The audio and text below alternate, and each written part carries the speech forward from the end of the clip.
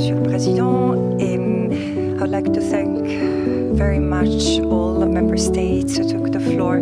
I cannot fail to acknowledge and express gratitude for the support expressed for this report and my mandate, support that really moves me deeply. It is reassuring against the pro-genocide voices that continue to infiltrate this room.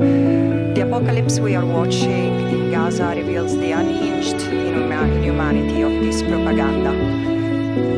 I have to say, this has been one of the most focused and substantive interactive dialogues I've experienced as a special rapporteur. I did not expect it, especially in light of the regrettable delay in the report's submission, for which I apologize. On that note, I must say, the continued funding of the United Nations and OHCHR by many member states will not serve justice or accountability and will not make our work speedier.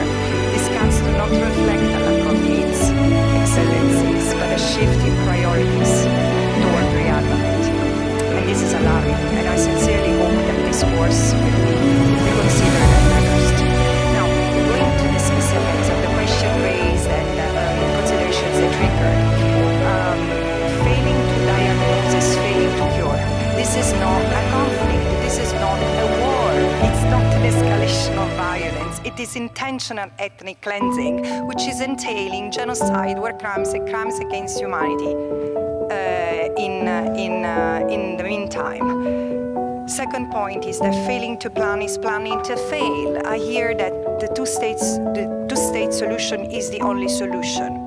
No, before this, the only solution is ensuring rights and freedoms for everyone between the river and the sea, which means end of the genocide now, end of the occupation by September this year, and end of the apartheid. This will be liberating for anyone in the land that they call home, for the Palestinians and Israelis, Muslim, Jews, Christians, atheists, everyone. Considering the Gaza Humanitarian Foundation, it's ludicrous. It's ludicrous that the state that is being accused of international crimes, including using starvation as a weapon of war, is given the responsibility to distribute aid to the Palestinians. It's a death trap and must be stopped. The United Nations must regain control over humanitarian aid. Regarding alternatives that can be explored, I really commend the government of the state of Colombia and the state of South Africa for convening the Hague Group. This is the most relevant diplomatic and political development I've registered in the past 20 months. It doesn't make sense to resort to political discussion about a peace process that has not translated even in the recognition of the state of Palestine among some of you. So the emergency now, as these two states are proposing, and I hope that many of you will join, is to end the emergency in Gaza, end the blockade, end the occupation, and end the apartheid, but starting with the discussion on how to end the emergency. The substantive question on how states can strengthen due diligence in their own jurisdiction to have corporate disengage from crimes. Strengthening human rights due diligence domestically implies establishing binding legal obligation requiring businesses to assess, act on, and report risks of involvement. However, under the guiding principles on business and human rights, there is the threshold for responsibility is a direct link between a company's operation and human rights violations. All companies I put on notice in preparation of my report go far beyond a mere link into active contribution.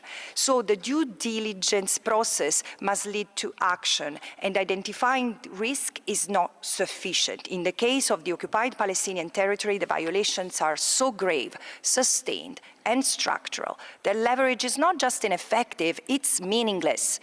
And at this point, the responsibility of those who continue to engage in businesses with the State of Israel become one of termination and disengagement and reparation. Continued corporate involvement legitimizes and normalizes a system found by the International Court of Justice to be unlawful, to be dismantled totally and unconditionally, and with the plausibility of genocide confirmed by the provisional measures and International Court of Justice and other crimes confirmed by the ICC arrest warrants, there is no alternative to this.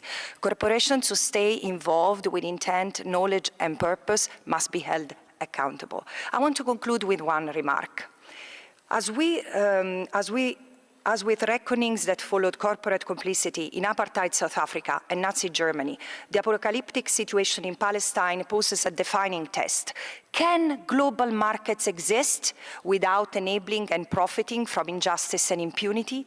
Palestine today is a revealer, a mirror held up to the world's moral and political failure, and ending the genocide and ensuring this is the last crime the apartheid Israel commits against the Palestinians is a moral and legal obligation. And this requires not just outrage and condemnation, but rupture, reckoning, and the courage to dismantle what has enabled it. Thank you.